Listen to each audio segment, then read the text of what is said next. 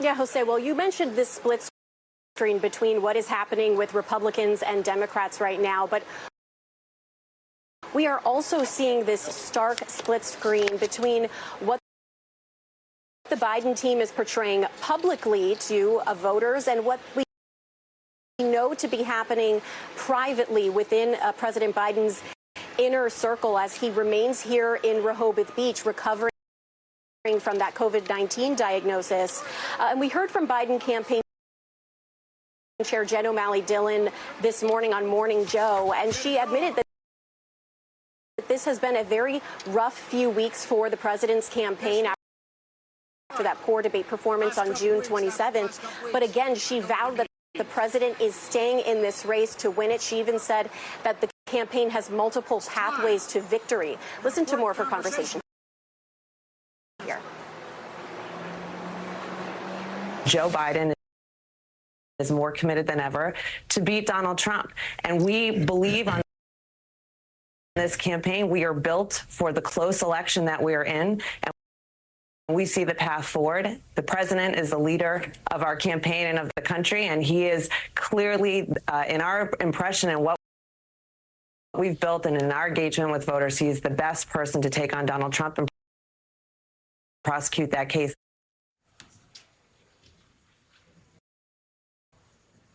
We lost Ali Rafa. We're going to reestablish communication with her shortly. But Tyler, meanwhile, two sources familiar with his thinking tell NBC News former President Obama has concerns about President Biden's ability to stay at the top of the ticket, but feels personally protective of him.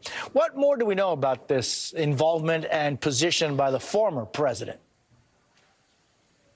Yeah, Barack Obama finds himself in a delicate situation here, obviously played a significant role in 2015, 2016 in encouraging then Vice President Joe Biden not to launch a presidential bid in 2016. And so Obama sees himself more as a sounding board, as a counselor, telling allies he's concerned.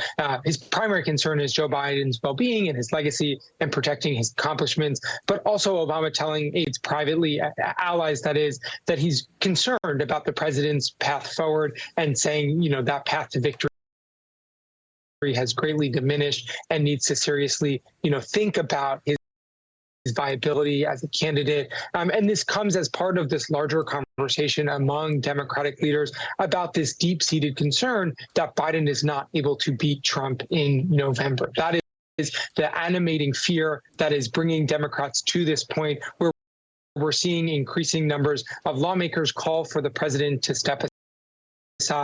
And that is, the conversations that are dominating right now. But ultimately, Obama has told allies, look, I can't get him out of this race. This is a decision that Joe Biden needs to make for himself. So despite, some pressure and desire from Democrats that Obama, make the hard sell to Biden, the two men have only spoken once since the debate. And Obama is being very clear that this is not a role that he is able or going to play. This is a decision for Joe Biden to make on his own.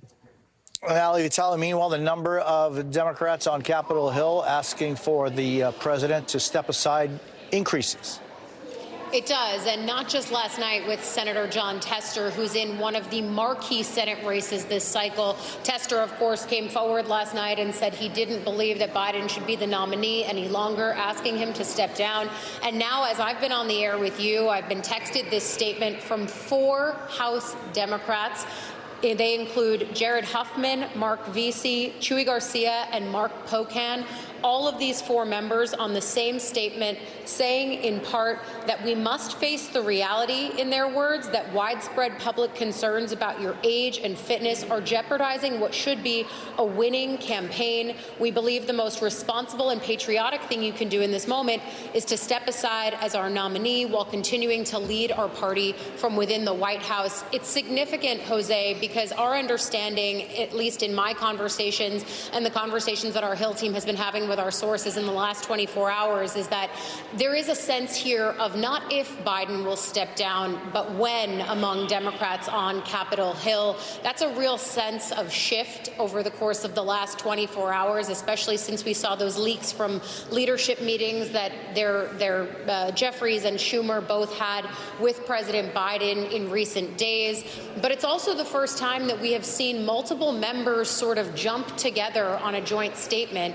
Although we've been tracking more than 20 Democrats across Congress who have so far said that Biden should step down, this does seem significant to me, as we've seen members do this on an individual basis, but now we are watching 4 members do this together. And I think we need to point out here, someone like Mark Pocan really catches my attention. He's someone who is a more senior member here.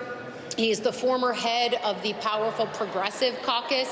That could mean that other members of that caucus might see this as a window into what some of their more senior members are thinking about.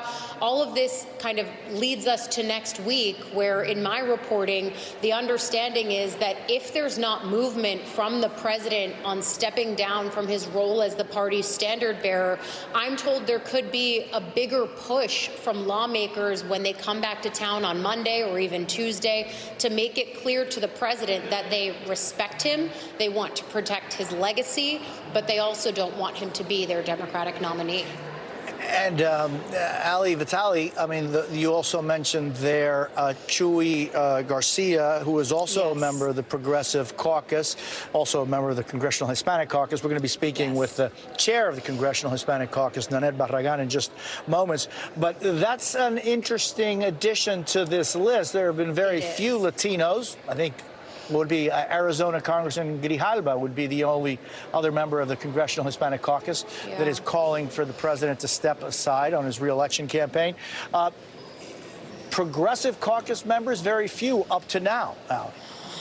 I think as we watch all of these different caucuses, it's also noticeable the fact that Bold PAC, which is the campaign arm of the Congressional Hispanic Caucus, as I know you know, just came out this morning in endorsement, again, of President Biden's reelection efforts. That's something that his campaign chair, Jen O'Malley Dillon, was touting this morning on Morning Joe.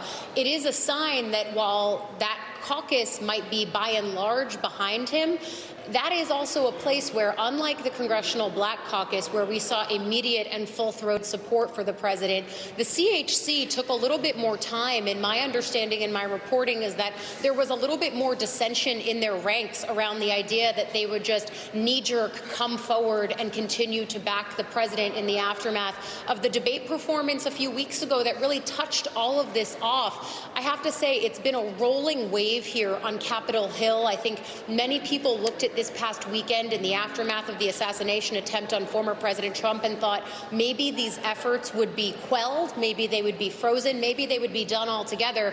And then we saw Congressman Adam Schiff, who's vying for a Senate seat in California, come out. Many people thought that that could have been something that signaled where former Speaker Nancy Pelosi is on this. I think what's hard about this story for people who don't live and breathe Congress is that this is something that is really happening behind the scenes, and many members have been reluctant to come forward and put their name out there as going against the president of their party, both for political reasons and for personal reasons, Jose. There's a lot of members here who look at what happened during the Build Back Better agenda, the infrastructure package. They saw so many of their essential ideas and essential policy positions put out there in legislative form under President Biden's governance and under his leadership. None of those thoughts are far from mind, even as they have these really panicked concerns about his ability to lead going forward.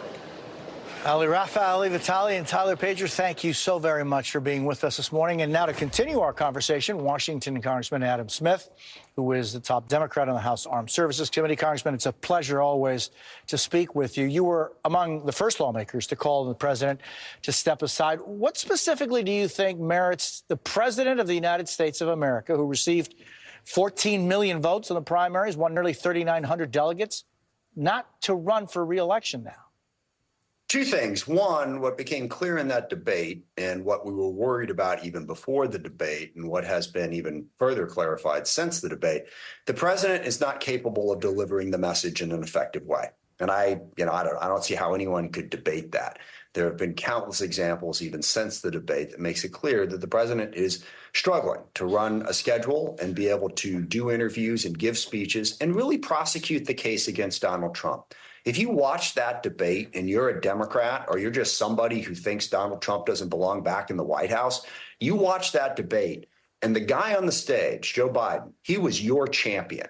He was the guy who was going to stand up to Donald Trump and stand up for the agenda that we want. And he could not do it. And it wasn't that difficult. Trump was lying constantly, leaving incredible openings that any average mediocre debater could have stepped in and used. The president couldn't do it. And since then, he has still struggled to do that. So that's number one. It is clear at this point that he cannot deliver that message. After that rambling, insane speech that Donald Trump gave last night, my goodness, if we just get a candidate who can stand up and deliver our message, we win. And number two, the questions about the president's health continue. I mean, you've seen the White House press briefing since that debate. That dominates the discussion. The White House has not been completely transparent about that situation. Those are all distractions from what this election should be about. It should be about the danger of Donald Trump and the promise of our political agenda on the Democratic side. As your reporter, as Ali mentioned just a moment ago, Joe Biden's done a great job as president. I want to deliver that message. I want someone at the top of the ticket who's going to deliver that message. And what we have learned is the president can't. As far as all those people who voted for him, as I say, go back, play that debate right before any of those 14 million people vote. And do you think they'd vote differently? I do. Circumstances have changed since those elections happened. Democratic Party has a process. We have delegates. We can nominate our candidate that we want. It doesn't have to be any one person. And I just implore our party to see this. And one final point, you give me a lot of time here. I respect that. If we are at this point in the campaign and the president is struggling to maintain Democrats on his side, if their argument is, well, we think we can get a majority of Democrats to be with us, at this point in the campaign, that answers the question. It is just not a viable campaign anymore, and we have better options.